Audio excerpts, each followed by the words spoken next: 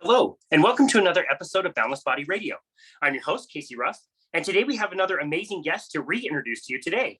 Professor Stuart Phillips is a returning guest on our show. Be sure to check out his first appearance on episode 71 of Boundless Body Radio, which is one of our most downloaded and talked about episodes of all time. Stuart Phillips is a professor in the Department of Kinesiology and a Tier 1 Canada Research Chair in Skeletal Muscle Health. He is the director of the Physical Activity Center of Excellence and the McMaster Center for Nutrition, Exercise, and Health Research, and lab lead for the Exercise Metabolism Research Group. Stuart's research is focused on the impact of nutrition and exercise on human skeletal muscle protein turnover.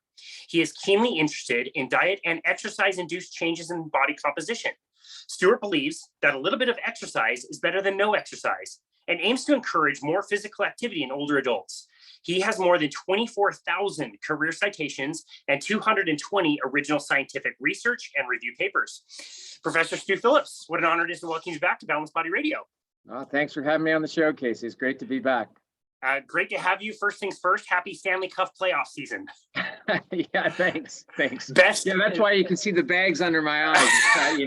Those No West sleep. Coast games, they really get me.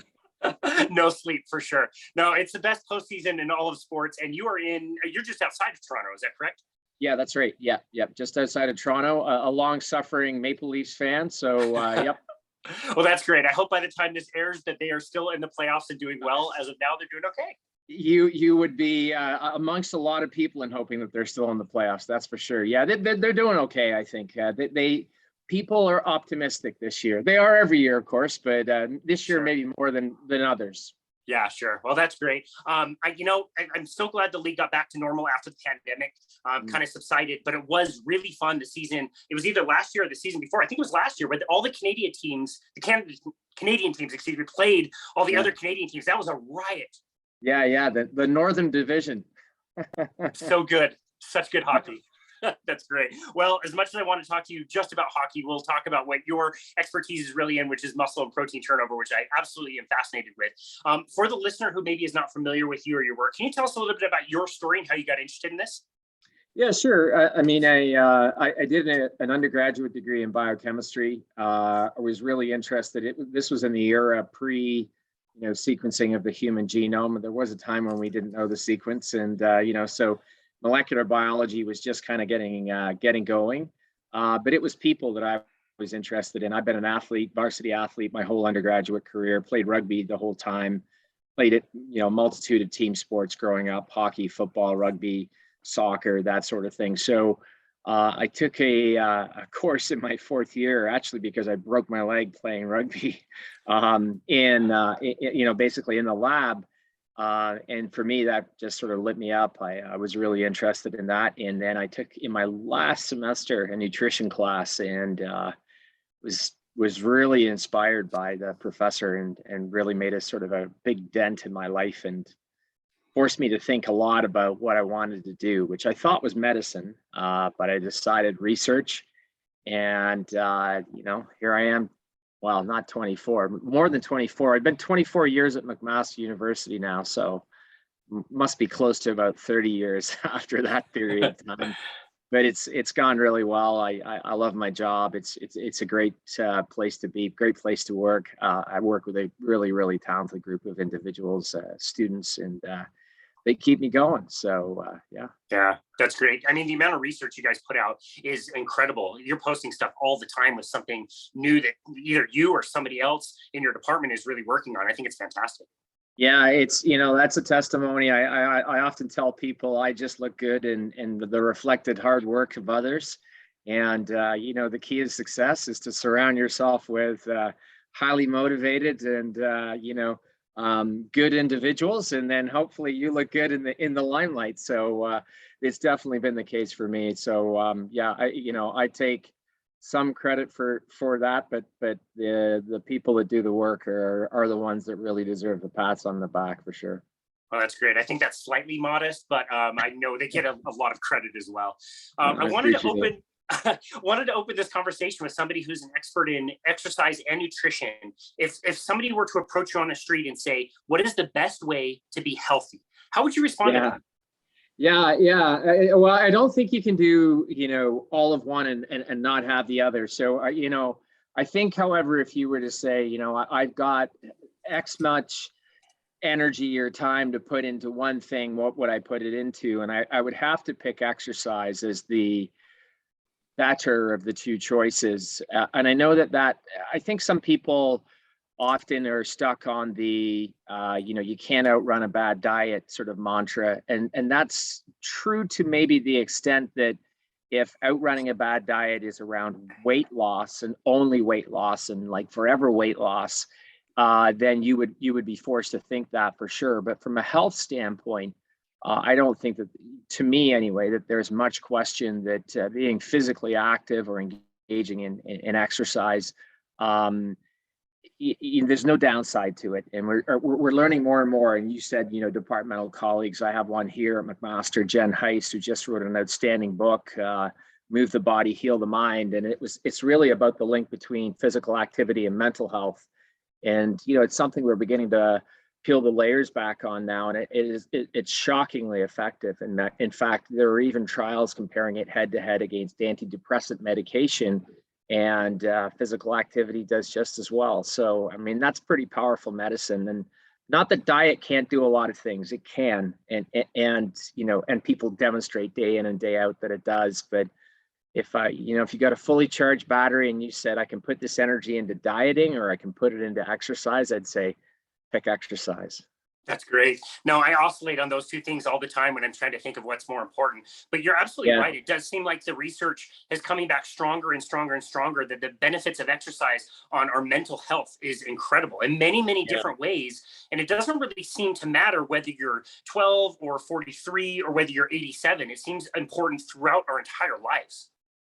Yeah, I mean, I think one of the things is we're beginning to appreciate what early life exposures mean. And so you mentioned 12, but we're going back now as far as people when moms are carrying their babies, how they're patterning these kids by the habits that they adopt while they're pregnant. So, I mean, we're really coming into some unprecedented territory when it comes to, what our behaviors have and what the impact that they have on our health long term is. And I think a lot of people are pretty impressed with what it is that exercise is being shown to do. So I'm learning still, and have been privileged to be around such great people that have taught me a lot about things that I understood very little about. If you'd asked me, even 5 years ago, you said, does exercise change anything, to do with your brain? I'd be like, well, yeah, I don't know, a few things. But now, fast forward 5 years, and it's astonishing. So yeah, we're learning lots. Diet's still important. You got to get the two in there. But exercise really kind of rules the roost, I think. Yeah, that's great. Very well explained. When a listener hears you say exercise is very important, there Mm, must be a very unique and individual thought for each one of the listeners on what yeah, exercise is. That yeah, could be a spin class, that could be powerlifting, that could be a bodybuilding show, yeah, that could be 80s aerobics, like who knows, all yeah. kinds of different things. So when you're talking about exercise, what do you exactly mean? Can it be really broad and include all of those things, or is it when you think of the benefits of exercise, are you thinking about particular types of exercise? Yeah, I think, the umbrella that fits over the top of all of that is physical activity, right? And we can be physically active. Somebody said, "Oh, I was out in my backyard, I was raking, and then I cut this, and then I planted this." I'm like, that's physical activity. And in fact, obviously, we're learning just how little physical activity you'd have to do to overcome what a lot of us spend most of our day doing, which is sitting down watching a screen. So to be clear, it's sort of the biggest reduction in risk for any chronic disease happens when you take someone who's doing nothing to doing something, and that can be as little as 15 minutes of walking a day. And it doesn't have to be sort of power walking, just going out for a stroll. And so that's the broad prescription. But the specific exercise, like you're targeted, like I have a goal in mind with this, so I want to get fitter, I want to get healthier, I'm going to get on the bike, I'm going to go to the gym, I'm going to go to a Pilates class, I'm going to do something that's pre-planned and concerted in terms of effort and time, and that's exercise. And you're absolutely spot on. Like, I mean, the types of exercise are boundless. And I think that the message, the real takeaway is that you shouldn't confine yourself to feeling like exercise has to be a knockdown, drag them out. If I don't sweat, it's not worth it type of activity. When in fact, we're figuring out now that it's, any sort of pattern of human movement is going to be beneficial. And then obviously people want to say, well, I'm interested in running 10 kilometers, a marathon, something like that. Well, by all means, then you've got to do a lot more than just get up, obviously. But the health benefits start, with the first few steps. And I try and make that point over and over to people. But, clearly, probably your audience has got some people in there going, no, man, I'm exercising 5 or 6 days a week. What more can I do? And, the answer is probably not a lot, but, power to you if that's what you do and that's what gets you out of bed and that's what motivates you. So for sure, exercise is a lot of things to a lot of different people.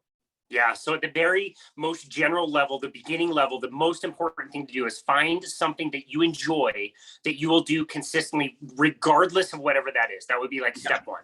Exactly. Yeah. Great. People say, what's the best type of exercise? And the answer is always the one you can stick to, right? So don't take up something like if you're one of these people said, they say, well, I really kind of hate like lifting weights. And I'm like, oh, that's a shame.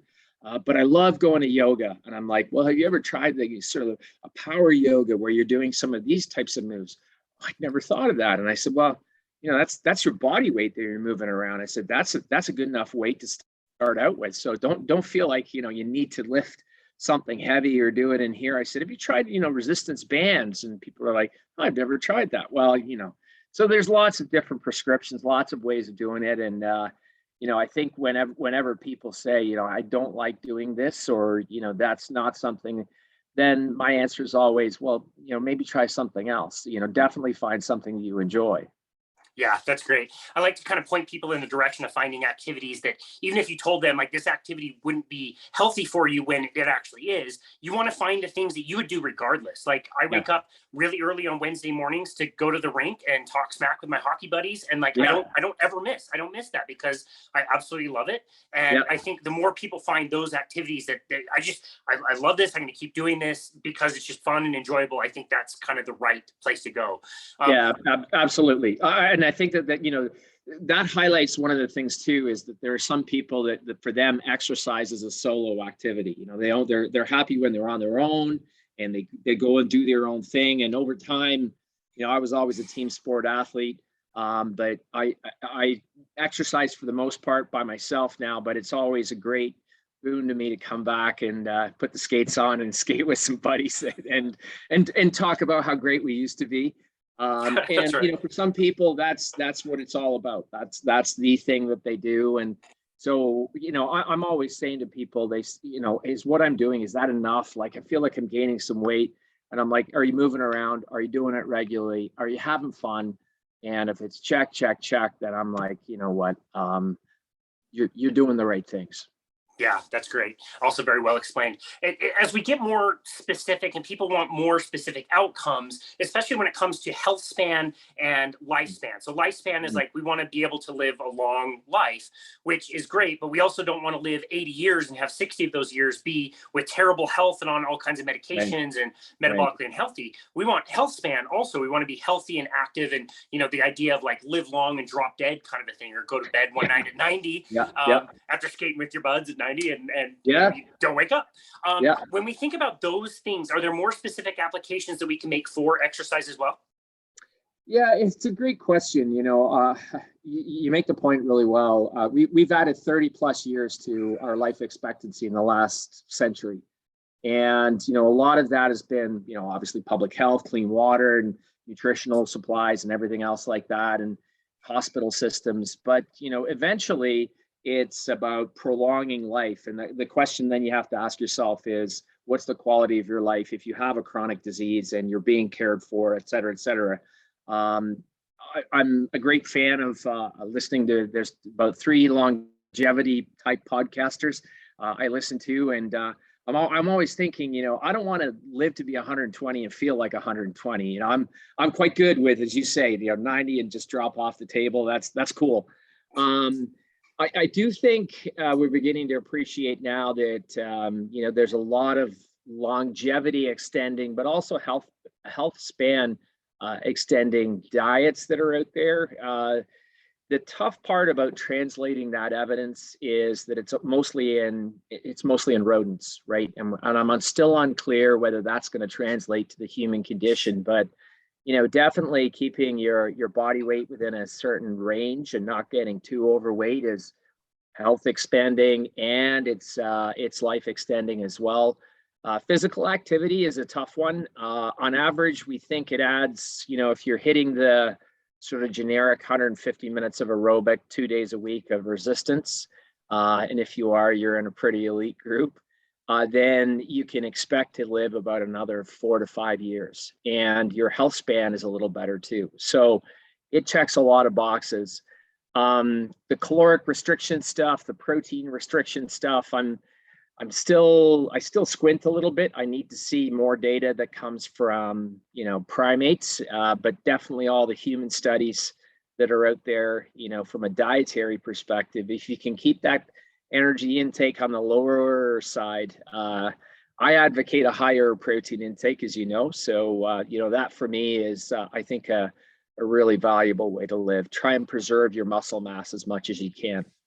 Yeah, I'm really glad you brought that up. The muscle mass is something I definitely wanted to ask you about. When I think of healthspan, lifespan, and healthspan, the two things that really rise to the top that I would consider the highest priorities would, first of all, probably be VO2 max. And a lot of people talk about VO2 max as your lung capacity. Obviously, you're measuring oxygen and how much oxygen, but also the number that most people are used to seeing when they're looking at VO2 max, it's relative to the person's body weight.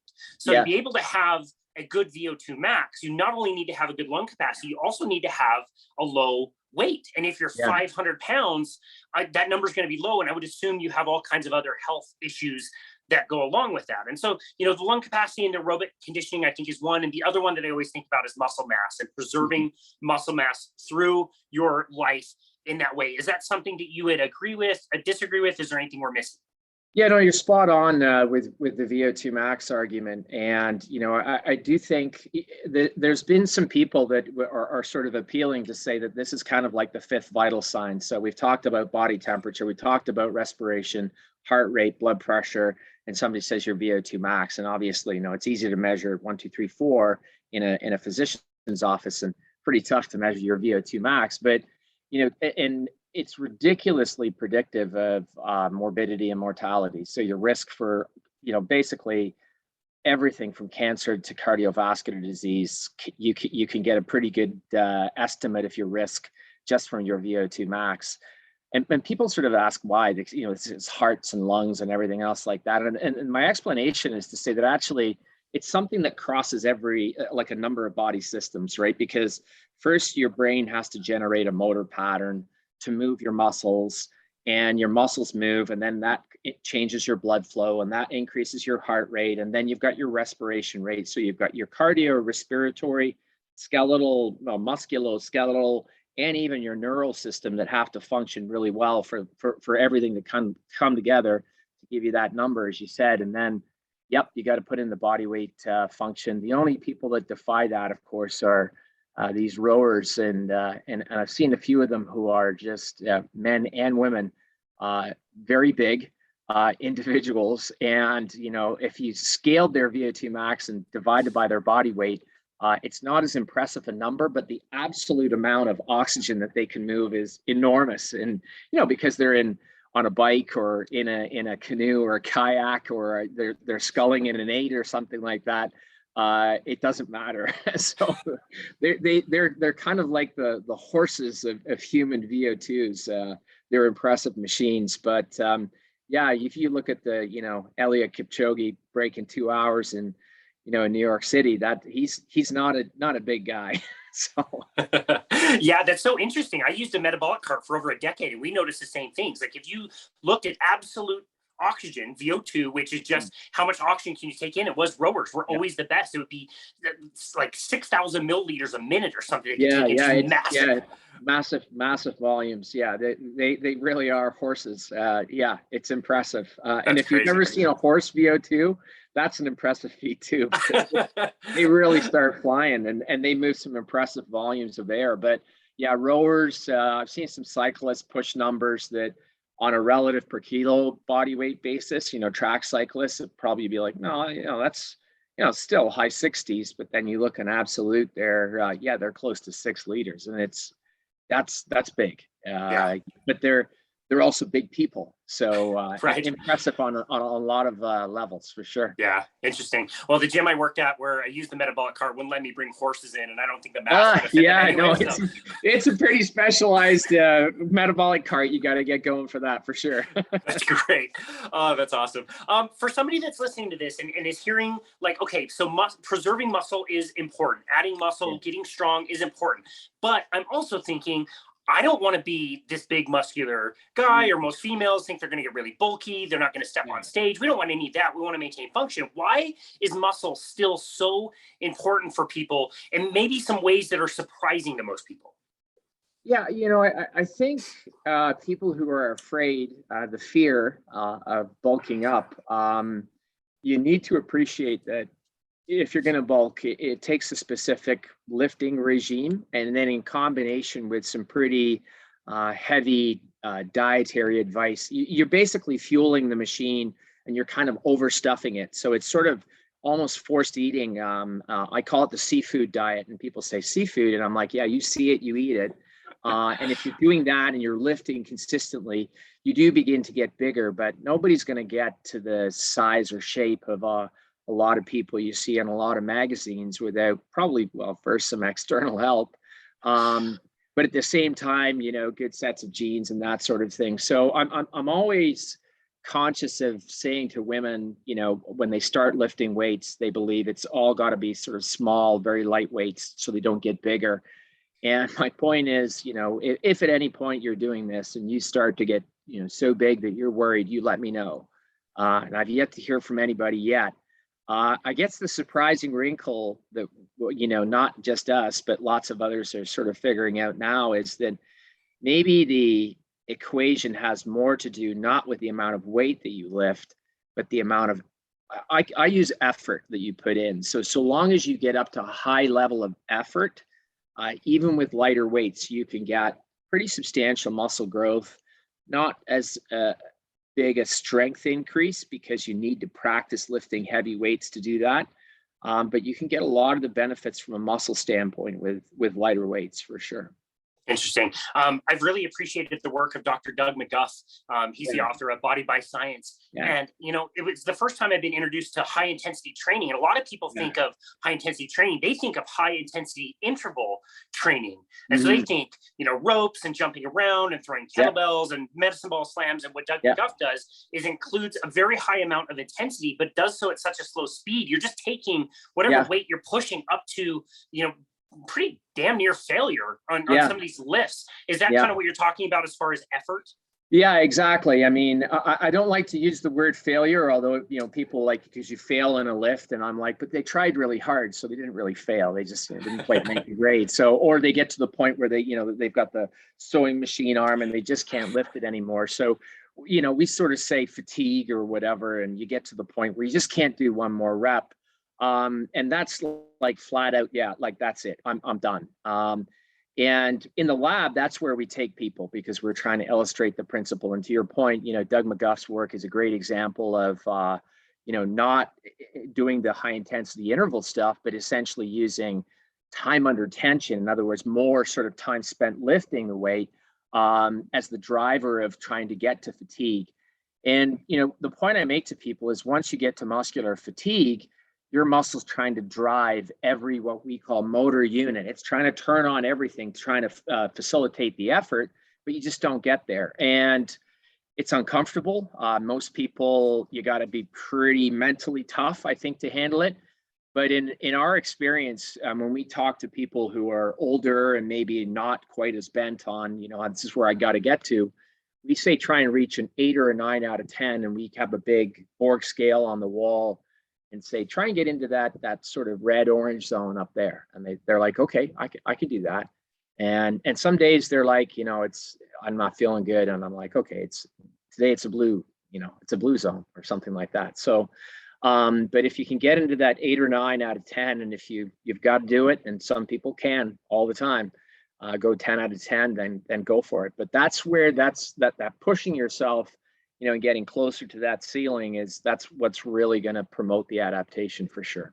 Interesting. I don't know if you're much of a fan of the Peter Attia, the Drive podcast. It's one of my favorites. I never miss a week. I tune into Peter. Yeah. This last week, he did a second episode with Lane Norton, and they talked about. Oh, okay. Oh, it's fascinating. You would love it. It's right up your wheelhouse. They talked about getting to muscle failure, and Lane described like doing very, very, very heavy squats to the point that he couldn't fire his lower back anymore. And it took him like 5 minutes to even like catch his breath on the ground again. Like that's like true failure. And the point that he was trying to make is like getting to muscle fatigue. I love the way you explained that, by the way, saying muscle fatigue versus muscle failure. But getting to like a true muscle fatigue, if it's a 10, but then you can't move or do anything for like 2 or 3 weeks versus like, let's get these sets to go to like what you said, like an 8 out of 10 for difficulty. You still get most of the benefit, but you're able to, not be destroyed 2 or 3 days later, and you can repeat that process, and that's probably more beneficial. Yeah. I know Lane. He probably even would admit it on camera on a podcast that I tried to get him to come to my lab and do a postdoc after he did his PhD with John Raymond. He turned me down. He said, I've got this thing planned. I'm going to be a social media guy. And I was like, what the heck? Anyway, so I'm still debating with him whether it was a better choice or not, but he seems to have done pretty well for himself. So I didn't listen to that one on Peter's podcast, but I got a lot of respect for Lane. I got a lot of respect, obviously, for how he runs the show with respect to his physique, obviously, and his strength. But you're right. He's reaching for a point in that maximum strength realm of things that most mere mortals, definitely people like me, are like, that's not where I'm going to go. So yeah, these days my mantra is I live to fight another day. So I want to be as active as I can, basically day in and day out. That's my lifespan, healthspan goal. I'm on the downslope now.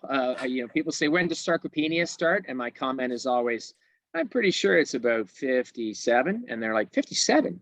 And I'm like, maybe next year be about 58. And I said, might be a personal reflection or something. But you get my point, is that, it's all about goals. I don't want to do something where I can't train the next day. So I don't push myself to where, Lane probably takes himself on a fairly regular basis. So yeah, to your point, 8 out of 10, 9 out of 10, I'm like, I can walk away with that. Like I have done some workouts under supervision where somebody is yelling at me.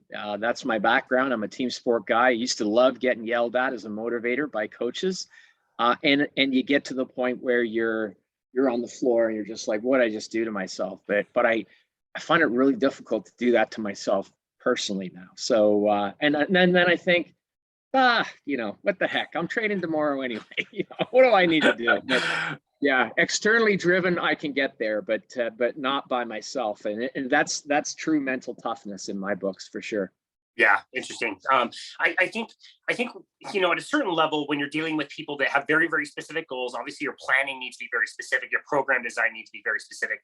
And we talk about developing muscle strength, but we also talk about developing muscle hypertrophy.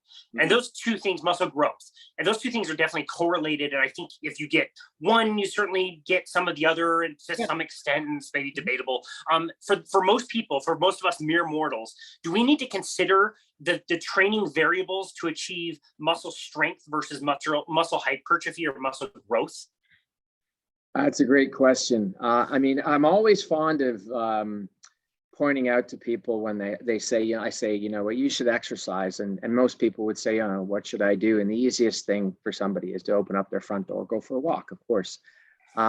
Lifting weights requires, a little bit of knowledge, right? It's not something you can just immediately do. You can't just, pop out and lift some weights. It's probably good to get a bit of instruction if you've never done it before. And then people notice that it gets pretty complicated pretty quickly. So it's like how many sets, how many reps, what kind of weight, free weights, machine weights. And so the number of variables becomes, hard to imagine. And my own personal feeling is that for some people becomes a bit of a barrier, because they walk into a gym and they're just absolutely overwhelmed. And so, I'm always like, if you have the means, try and find somebody that can counsel you on how to do that you like working with. So a personal trainer, whoever it is. Or, at its simplest level, I mean, there's probably about, 4 or 5 movements that if you only had 20, 30 minutes and you had something that was heavy enough, or you had some bands that to get you to that 7 or 8 or 9 out of 10, you're probably good to go. But then people's goals become more specific. I want to get bigger. I want to get stronger in these lifts, whatever it is, or they've got sport specific goals. And then the training becomes quite complex and there's a lot of pieces to fit in there. But as a generic prescription, and these are the numbers, the latest, at least that I'm aware of, is that at least in the United States and Canada, probably about 10% of people self-report that they're doing any form of resistance exercise. Now, wow. Self-report is notoriously, people want to portray the best part of themselves. So I won't say they lie, maybe they over-exaggerate a little bit. So let's just say it's probably more like, 5 or 6%, which means there are a lot of people out there that aren't doing anything to keep their strength and their muscle mass as they get older or at any time in their lives. So that to me is, there's a large proportion of the population that needs to be introduced to A, the health benefits, and then B, the enjoyment of, lifting a weight and working hard in the gym. Wow. And I know those numbers kind of, people grind that and they go, well, I'm in the gym and it's always busy. I said, but it's this, if you notice and come at the same time, it's always the same people. Like you might see a few new people, but there's the hardcore like you and and I'm like, we're the weird ones, actually. We're not the norm. So I think that there's a big portion of the population that's yet to learn and master even some of the basic stuff that I think would be important to maintain strength as we get a bit older. That is much, much, much lower of a number than I would have ever imagined. And regardless of the accuracy, that's telling a very strong story. Yeah, I mean, even if it were double that and it were 20%, that still means there's 80% of the people. So, and it's much higher for aerobic type exercise, and people hitting the guidelines is generally closer to 25 by self-report. So it's still probably pretty low, but when you put the two of them together, you do get down to a really small proportion of individuals. And that's when you have to think, wow, it's a shame that, so many people are missing out on a better quality of life, a better health span, and probably extra years of life as well, but for a little bit of physical activity. So, yeah. Wow. Crazy. Wow. Yeah, that's very low. Really interesting. So we would assume that most people listening to this podcast at least care somewhat. They're listening to you. They're listening to us talk about protein and lifting and all this stuff. You mentioned effort as being like really high up on your priority list. You also mentioned all those other variable sets, reps, volume, time under tension, like all kinds of different things. Like for most people, again, is effort and pushing yourself to a fairly difficult effort, especially like eventually once you're more used to lifting weights. Is that pretty much the number one priority for you? And all the other things like sets, reps, we can say, yeah, they're important, but probably not a huge, determination of how healthy somebody's going to be. Yeah, entirely dependent on your goal. I have a good friend, colleague, Brad Schoenfeld. He's made some really great and important discoveries in this field by looking at meta-analyses of data to say, what is the most important variable? It does really appear that it's kind of boiling down to some measure of how much volume you lift. So sets times reps times number of times you do it in a given week. And so from that perspective, if you're somebody who's really focused on hypertrophy, then volume is probably a big driver. If you're somebody who's focused on, strength, load is probably a big driver. So, want to be strong, lift heavy stuff. Want to be big, lift stuff to the point of fatigue and do a lot of it. To really boil it down, effort is it's just the internal experience of basically activating all of what we call motor units. And so those are the muscle fibers inside your muscle. Once you get to a point where it's a high degree of effort, you're trying to drive the activation of all of your muscle fibers, no matter how you get there. If you get there through a heavy load, so be it. But if you get there through a light load and more repetitions, it's a similar pattern of motor unit activation in the end. But the internal variable that you can feel, and that I could say to somebody, I said, after you've given them a bit of experience, I said, I want you to go to 9 out of 10, where a 10 out of 10 is like the weight might, you need a spotter. Basically the 10th rep is the fail rep. So you either need to do it safely and have a rack, or you need a spotter. 9 out of 10 or repetition in reserve is like, there's 1 rep in reserve. There's 2, 3 reps in reserve. And the closer you get to 1 or 2, effort is higher. To Lane's point, if you collapse afterwards and you're out on the floor, that's a high degree of effort. Totally. Whenever I want to like push my clients, I'll tell them like, go as hard as you can. They'll say, okay, this is the last rep. And I'll tell them like, look, if you do 1 more rep, I will give you a free month of training. Sure enough, they typically can do 1 more rep. I know, it's amazing. And then I'll say like, no, I was just kidding. I'm not giving you a free month. And they'll say, well, you lied to me. And I'll be like, oh, you lied to me. We're even. Yeah. No, let's talk. External motivators are important in some cases, right? I mean, I have a colleague, Marty Gabala, who's really sort of done a ton of work on HIIT training with short interval sprints and that sort of thing.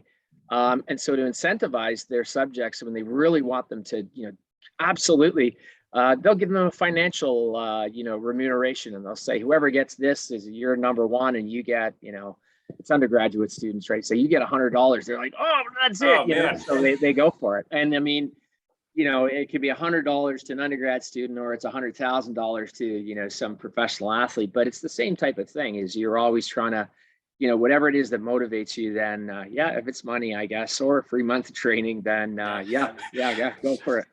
That's great. With our current state, $100 is a few gallons of gas, and not much more than that. You know what? It's not even enough to fill up my current car. So electric vehicles are looking good for sure. That's right. That's right. I do want to talk about the nutrition side of things, and protein in particular. We circle back to this so frequently because it just keeps coming up as something that's just so important. I don't think it can be talked about enough. Lots of different ideas about protein intake as far as health, lifespan, questions about intakes of protein and cancer. I mean, where is your current thinking on where most of us should be as far as protein intake? Maybe, I don't know if we want to break that down for a day or a week, or how you think about those kinds of things, but where are you at currently with thinking about the importance of intaking protein? Yeah, so I mean, I think it's definitely still above the recommended dietary allowance. And I've often said to people that I would actually be happy if we just changed the name of the recommended dietary allowance to the minimum dietary intake. In other words, it's not what's recommended, and it's, you're allowed to eat more. And so if you just say that's the minimum dietary intake, I think at least twice that much. And so you go from 0.8 grams of protein per kilo up to 1.6. So it's probably about 0.6 to 0.7 grams of protein per pound of body weight, unless you're fairly overweight. And I heard a brilliant algorithm from a guy named Eric Helms the other day that says if you took your height in centimeters, which is another one, okay, we got to do the conversion, but let's say it's that number of grams if somebody's overweight. And it turns out to be a ridiculously good predictor of probably where they should aim. But let's just say it's more than is recommended. It's not as high as some people would recommend. It's definitely, it's close to the 1 gram per pound, which is the bodybuilding sort of axiom. But I don't think that most people are training hard enough to really put themselves into that sort of spot. I do agree that if you sort of quote unquote overeat anything, overeating protein is there's less of a downside than there is for carbohydrates and fats. You flip that all over and you've got people, protein causes kidney disease, and that's definitely not true. It's off the table. It's an old hypothesis. It just needs to die. Protein causes your bones to be soft, and that's also untrue, particularly if you're getting adequate amounts of vitamin D and calcium. And the latest one is protein drives cancer. And that's a tougher one to sort of push back against. But again, when you look at the observational data from humans, so associations between protein intake and cancer, it's decidedly mixed. So there's some no effect. There's others, low protein is actually a bad thing and people die earlier. So, when you have sort of things that go either side of the equation, you have to ask yourself whether it's a true, what we call, a true signal. So I'm going to stick until proven otherwise to the twice as much as people are telling you need, and debunk the idea that everybody's getting enough, particularly as people get older. Because that group, when you're beginning now to lose muscle mass, I think is a group that could definitely stand to eat more protein. Interesting. Yeah, I totally agree. I'm probably stealing this from the same podcast episode I was just mentioning with Peter Attia and Lane Norton. But I want to say, like, if it were true that, a very high protein intake would cause cancer, wouldn't we kind of sort of see a lot of people who are active and in the gym, who are actively working to gain muscle? Wouldn't there be an explosion of cancer at some point with them that we may not say this is causative, but there's some correlation here? Yeah. To your point, I mean, I think, cancer's it's a tough one, right? Everybody says cancer and they put the umbrella over the top of it as if it's one disease. Whereas, uncontrolled cell growth is definitely common to all of the types of cancer, but it's very different in one tissue versus the other. So I don't see an overproliferation of certain types of cancers in people who are in the gym. So maybe, again, borrowing a line from a good friend of mine, Mike Joyner, that I really enjoy, which is that exercise is the forgiver of many sins, is that is what is allowing you to do something, and the protein is actually supportive as opposed to being a negative or a down regulation or an up regulation, whatever it is in people who are not physically active. So I think, again, it comes back. A lot of the reasons I eat is because I enjoy having a beer every now and again and a glass of wine, and I like cake, So people say, "Wow, you're eating that cake," and I'm like, "Yeah, I mean probably another 30 minutes on the bike tomorrow, but big deal." So, not to be too cavalier. I mean, I think the point is definitely you can probably dodge a lot of poor lifestyle or poorer lifestyle choices as so long as you're physically active. Yeah, gotcha. As far as longevity goes, I want to say this is rodent studies, and maybe this is what you were referring to earlier. When we're talking about longevity and restricting protein, that if I understand it right, it has been shown to increase longevity, but again, it's only in rodents. Is that correct? Yeah. I mean, so the calorie restriction or the energy restriction is the bigger of the two fields. In other words, that's it's pretty conclusive that if you do that and everything up to primates, we've got two actually studies that conflict a little bit with a certain species of monkeys. So I'm not sure whether that's convincing, but I mean, being lean and keeping a low body weight is intrinsically, that's a good thing. And so you look at these primates that are calorically restricted, and they look much better than the primates that are I'll call it ad libitum fed or overfed or whatever you want to say. So I guess the question is caloric restriction when something is in a cage and not exposed to the environment, not exposed to pathogens like a virus, are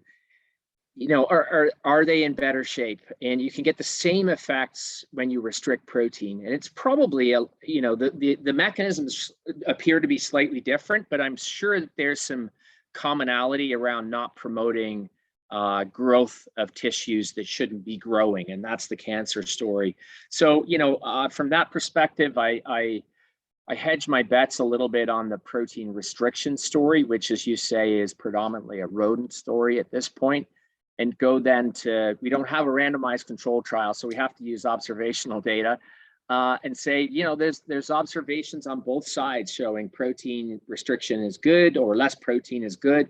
And then, more protein is good. So that's when you sort of go, well, once you have evidence on both sides, to me, then it's a lot of noise and you can't really find the true signal. And so I I stopped short of saying what works for rodents is therefore good for people.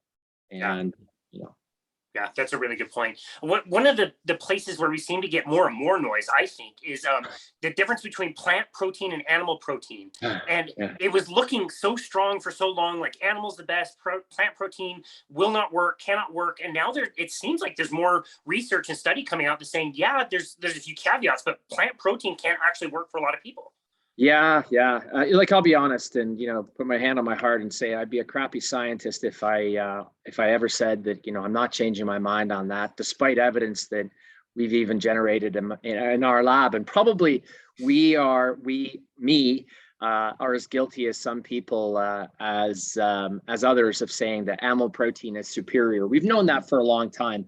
The superiority comes from a better profile of essential amino acids, a higher digestibility, and maybe the ease of availability. Like it was just easy to get and hit your protein targets with animal protein. 10, 15, 20 years ago when I first started at McMaster, I said, yeah, hands down. Animal protein, dairy protein in particular, plant-based proteins, because it was pretty much soy. 20 plus years later, you look around now and there's pea protein, there's rice protein, there's cricket protein, there's it's just enormous, the explosion of different sources of protein. And people have done work now where they've treated proteins, they've sprouted them, they've cooked them, things that we probably discounted before. They're an important part of the processing before they actually go into your mouth.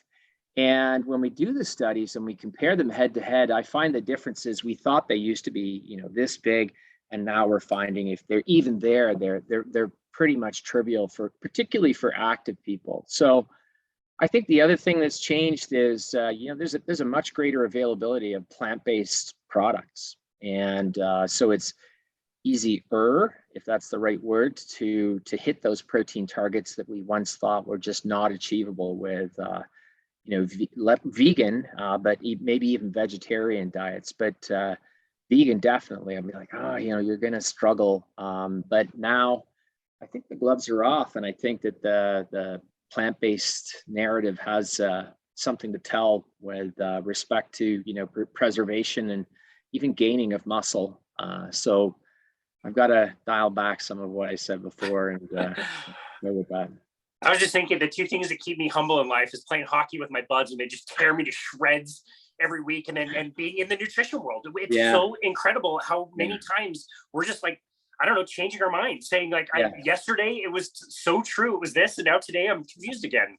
It's and it's frustrating, right? People want science to give answers, and they give the best answer based on the state of knowledge, and knowledge grows all the time, and everything where we've put plant-based, like pretty high quality plant-based or plant-based blends head to head against animal proteins, particularly milk-based proteins, there's very little difference. The only area where we're still a little bit underinformed is in older folks, and so we need to do some well-controlled studies in people who are in need of more protein, and whether vegan, vegetarian type diets are still enough for them. But hopefully that research will come around soon.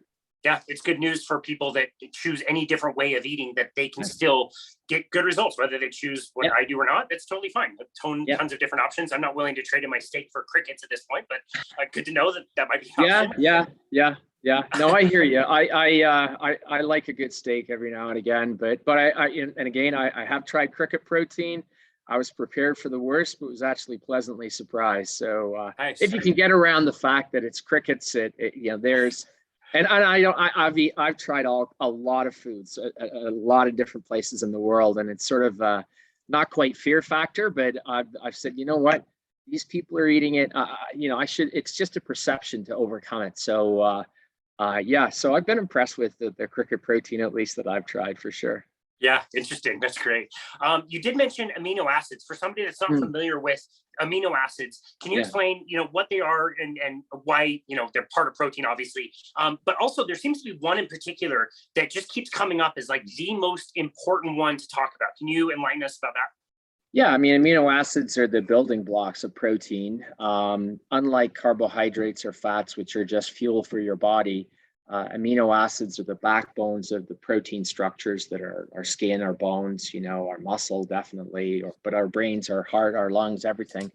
Um, and the one that, particularly for muscle that keeps turning up, and it's again and again. And so this is, a big thing in the sort of plant versus animal protein world is the amino acid leucine. And it's kind of like, once that amino acid arrives, it turns on the process of muscle protein synthesis or making new muscle protein. And the other amino acids then are just the substrates for making new protein. So it's come down to the point now where I think if we can match leucine doses between two different proteins, then actually the rest of the amino acids are, I won't say immaterial, but they're a little bit less important. So if you can get plant-based, or if you can get even a very low quality protein and just touch up the leucine content by adding leucine if you want, then things tend to go a little bit better for muscle for sure. Gotcha. I'm glad you brought that up. It seems like there's different amounts of protein to get to that critical level of leucine. Yeah. And correct my work, I'm not sure if I'm right on this, but I want to say I was taught that like with whey protein, a shake, you'd be like 27 grams. Most animal protein dosages would be about 30 to 40 grams. And so I would assume plant protein, you would need, 40, 50, 60 plus. Yeah, you tend to get up into those types of numbers. The ones that you've sort of given as examples are pretty much spot on. The difference is now is that there are some plant-based proteins, and I know like I say corn protein, and people goes, how much protein is in corn? And I'm like, well, not much, but we grow a lot of corn. A lot of corn. and we don't eat it all. I mean, that's so. A lot of it gets distilled into ethanol and everything else like that, and some is animal feed and everything else, but we can process corn to isolate what little protein it has. And for, people, I don't know why, but it's very high in leucine. So you can blend corn protein with other proteins and get up to that leucine dose at manageable amounts of protein. So, if you had 30 grams versus say 30 grams, I think the response would be just about identical. So, there are some plant source proteins that are higher in leucine, and everybody wants to know why, and I'm like, I have no idea. Like I don't know. I'm not a botanist, right? So, but that's just the way it's turned out. So it's blending some of these proteins that's particularly important. I mean, I think most sort of people understand beans and rice together that's the vegan blend that you go everywhere in the world, and they figure that out. So, but yeah, some proteins, corn protein, which is a South American staple in any type of sort of bread that they make, it's a pretty high quality protein. Eat that with some beans or some meat, and you're in good shape.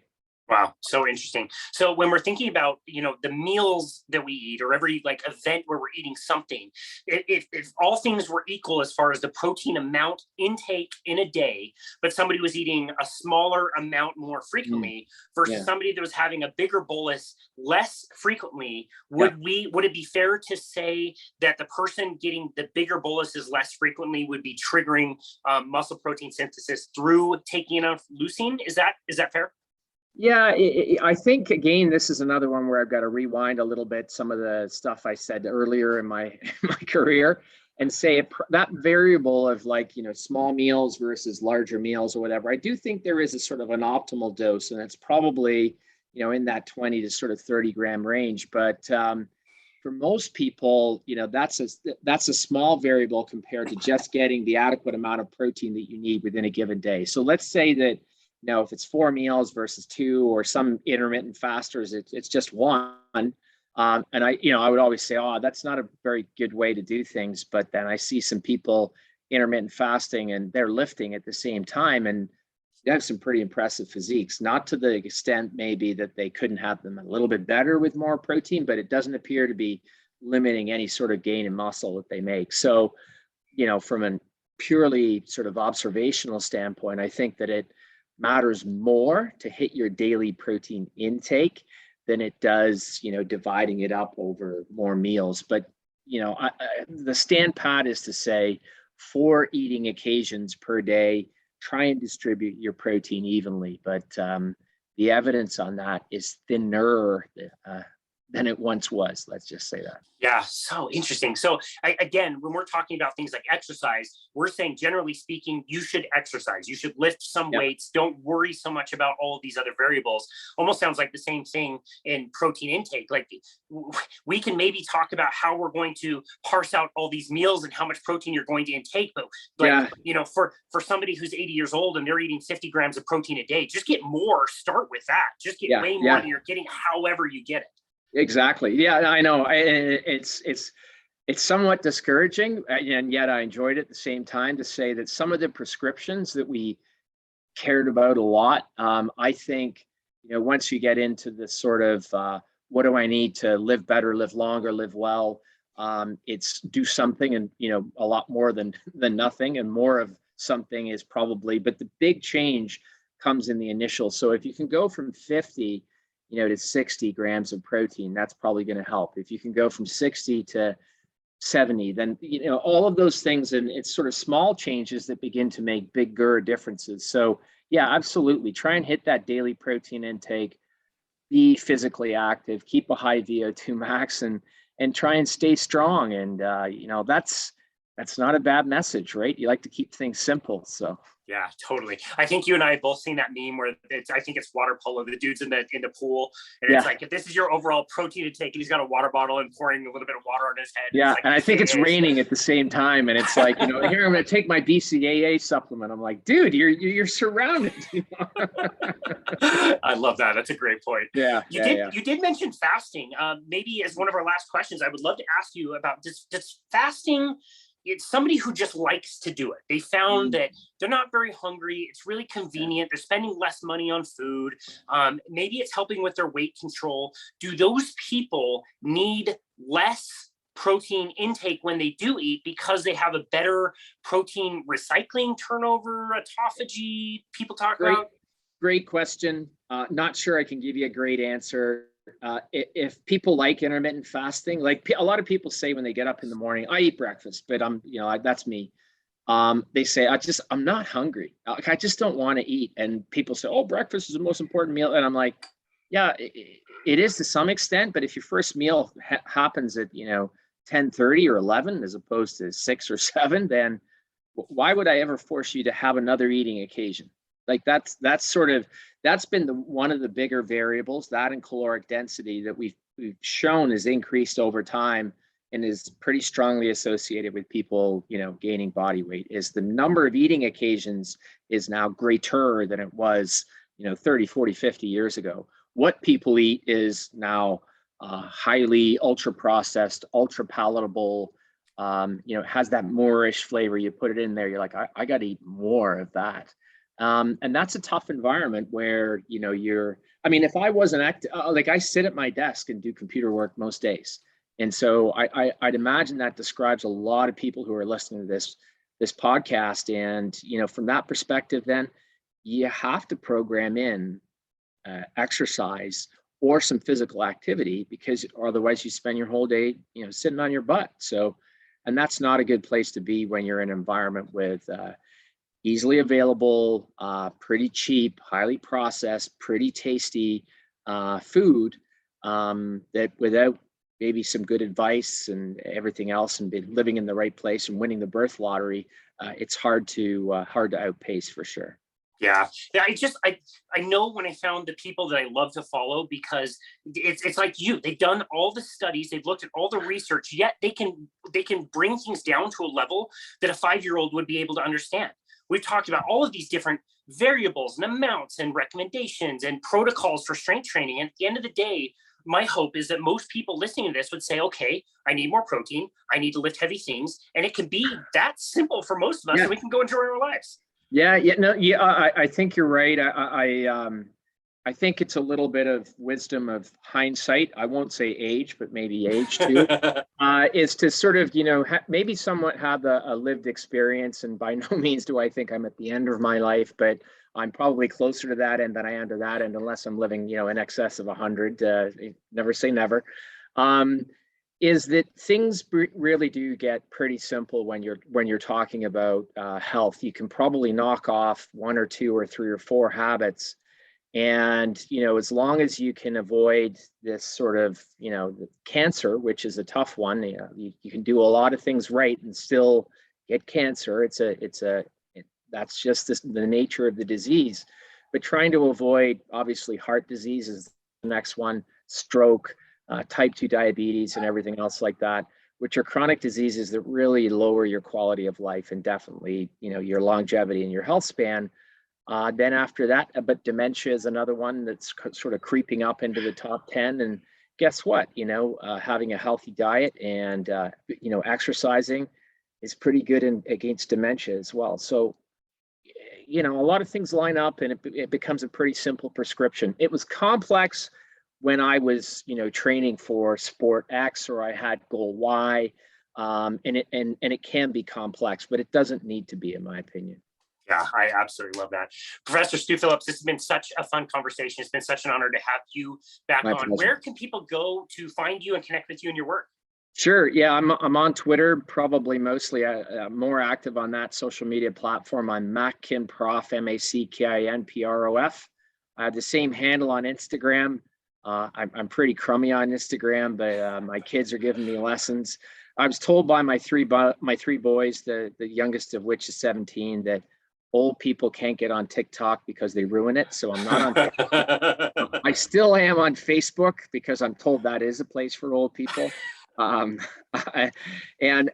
so, yeah, I try and get around as much as I can social media wise, because I do value, and, thanks for having me on the show, trying to get some of the knowledge translated for people, because there's a lot of noise out there, and trying to find that signal and, take away the good stuff is tough. So hopefully somebody learned something while they listen to this.